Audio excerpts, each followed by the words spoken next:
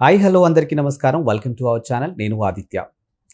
AP CM Chandrababu Naidu గారు కరెక్ట్గా చూసుకుంటే 20 ఏళ్ల క్రితం ఒకరు ముద్దు ఇద్దరు వద్దు అని ఒక నినాదం చేయడం జరిగింది.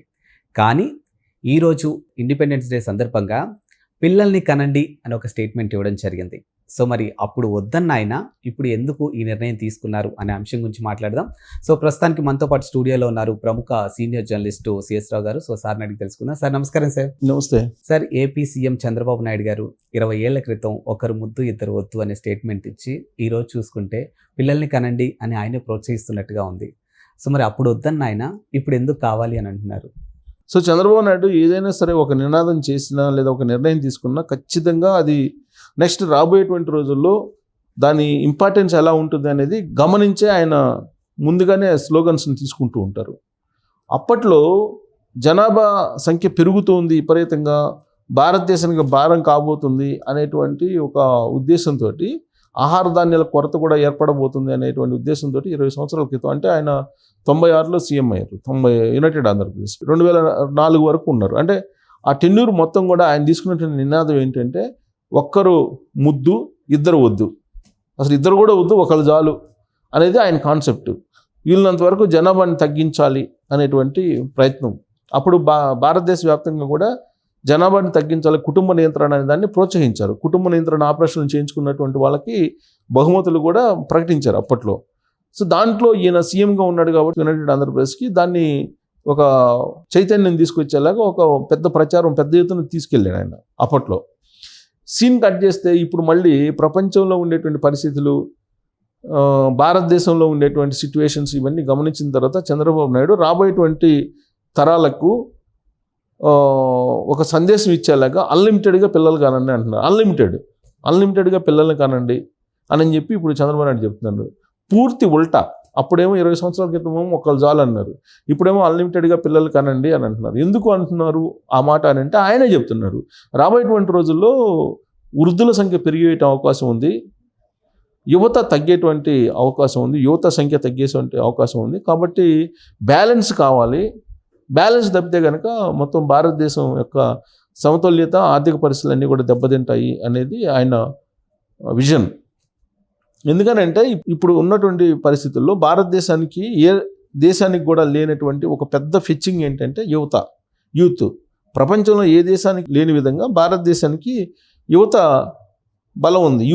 యూత్ అంటే శ్రమ చేసేటువంటి ఏజ్లో ఉన్నటువంటి వాళ్ళు ఎక్కువ మంది ఉన్నారనేది లెక్క. అందుకే భారతదేశం ఒక పెద్ద ఆర్థిక వ్యవస్థగా ఎదగబోతుంది రాబోయేటువంటి రోజుల్లో. 2047 కల్లా వరల్డ్ నెంబర్ 1 కాబోతుంది అనేది ఒక అంచనా వేస్తున్నారు.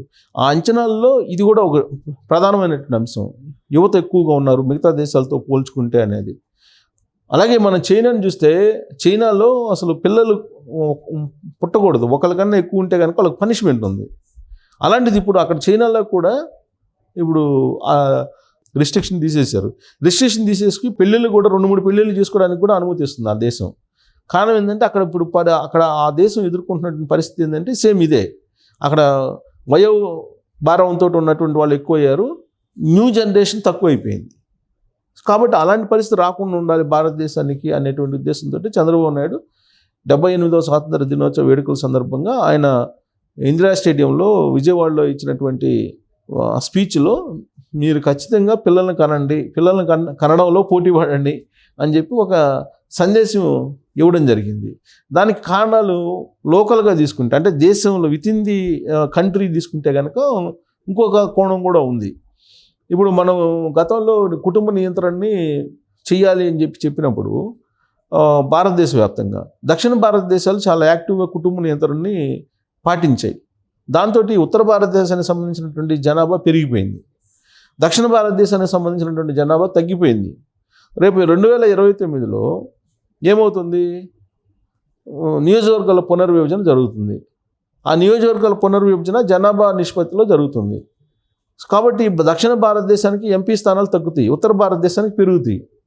రాజకీయంగా కూడా నష్టపోయేటువంటి అవకాశం ఉంది. ఇక్కడ వితిన్ ది కంట్రీ దక్షిణ భారతదేశంలో జనాభా తక్కువ ఉంది, ఉత్తర భారతదేశం ఎక్కువ ఉంది. కాబట్టి అక్కడ నియోజకవర్గాల పునర్విభజనలో ఎక్కువ ఎంపీ స్థానాలు వచ్చేటువంటి అవకాశం ఉంది.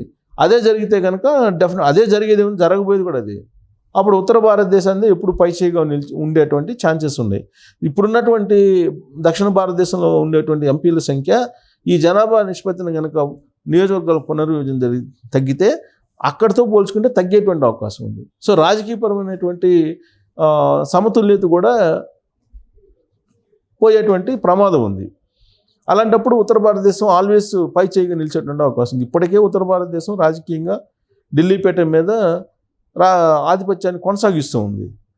ఆ ఆధిపత్యాన్ని ఎన్టీ రామారావు ఉన్నప్పుడు ఎన్టీ రామారావు తొలి రోజుల్లో తగ్గించగలిగాడు. ఎన్టీ రామారావు టెన్యూర్ మొత్తం కూడా ఢిల్లీపేట మీద ఉత్తరాది పెత్తనాన్ని తగ్గించగలిగాడు చాలా వరకు.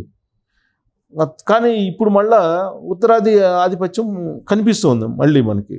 సో ఆ ఆధిపత్యం కంటిన్యూ అయ్యేలాగా ఇప్పుడు పునర్విభజన జరగబోతుంది. అది కూడా జనాభా నిష్పత్తిని చేస్తారు కాబట్టి జనాభా కుటుంబ నియంత్రణని ఇక్కడ ఎక్కువ చైతన్యవంతం అయ్యి కుటుంబ నియంత్రణ పాటించారు.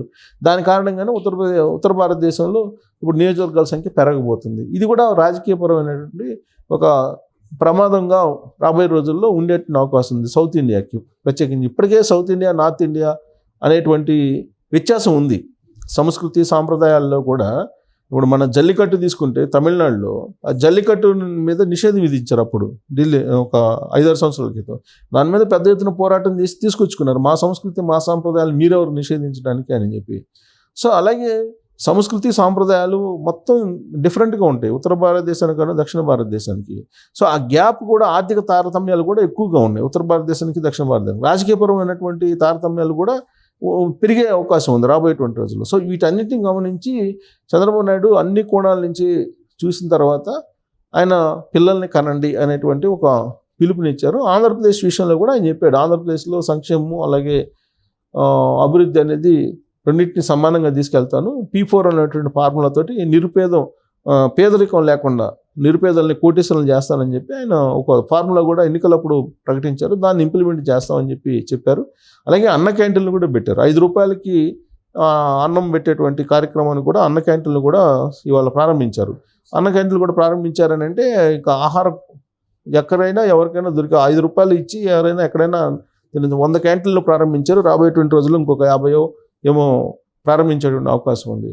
So happiest Andhra Pradesh, happy Andhra Pradesh. జనరల్గా ఏంటంటే మనం ఎప్పుడు కూడా మనం అభివృద్ధిని జీడిపిలో చూస్తుంటాం. కానీ ఇప్పుడు రాష్ట్ర అభివృద్ధిని కూడా 13.5 ఏదో పెట్టుకొని జీడిపి ఆ దిశగా వెళ్ళాలనేది ప్రయత్నం చేస్తున్నారు ఆయన. సో ఆ యాంగిల్లో కాకుండా హ్యాపీయెస్ట్ ఇండెక్స్లో కూడా ఆంధ్రప్రదేశ్ ముందుండాలి అనేది, అలాగే హ్యూమన్ ఇండెక్స్లో కూడా ముందుండాలి అనే కాన్సెప్ట్తో ఆయన వెళ్తున్నారు. అందుకే ఇప్పుడు అన్న క్యాంటీన్లు కూడా ప్రారంభించి ఇప్పుడు నువ్వు ఏ పని చేసినా ఎంత చేసినా చెయ్యకపోయినా 5 రూపాయలు ఇస్తే ఫుడ్ అయితే దొరుకుతుంది. సో కాబట్టి హ్యాపీయెస్ట్ ఇండెక్స్లో ముందుండేటువంటి ప్రయత్నం ఆయన చేయటానికి ఇది ఒక మార్గం. సో పిల్లల్ని కనండి అని చెప్తున్నారు. పిల్లల్ని కనండి, ఖచ్చితంగా డెవలప్మెంట్ అనేది సంక్షేమం అభివృద్ధి రెండు సమానంగా తీసుకెళ్ళి భారతదేశంలో నెంబర్ 1 రాష్ట్రంగా మనం తయారవుతాము. సో పిల్లల్ని కనండి, రాబోయేటువంటి రోజుల్లో భారతదేశానికి కొత్త తరాన్ని బలమైనటువంటి తరాన్ని అందించండి అనేటువంటి ఒక నినాదం అనేది కొత్త తరహా నినాదం చంద్రబాబు నాయుడు చేసింది. ఇప్పుడు అప్పట్లోనే దేశం అంటే మట్టి కాదు, దేశం అంటే మనుషులే అని అన్నారు. వివేకానంద కూడా ఏం చెప్పారు, ఉక్కు లాంటి యువకులు ఉన్నప్పుడే ఆ దేశం బలంగా ఉంటుంది అని చెప్పారు. సో కాబట్టి ఆరోగ్యవంతమైనటువంటి ఆంధ్రప్రదేశ్ అలాగే యువ ఆంధ్రప్రదేశ్ కావాలని ఆయన కోరుకుంటున్నటువంటి క్రమంలో ఇప్పుడు అన్లిమిటెడ్గా మీరు పిల్లలను కనండి అని చెప్తున్నాడు ఆయన.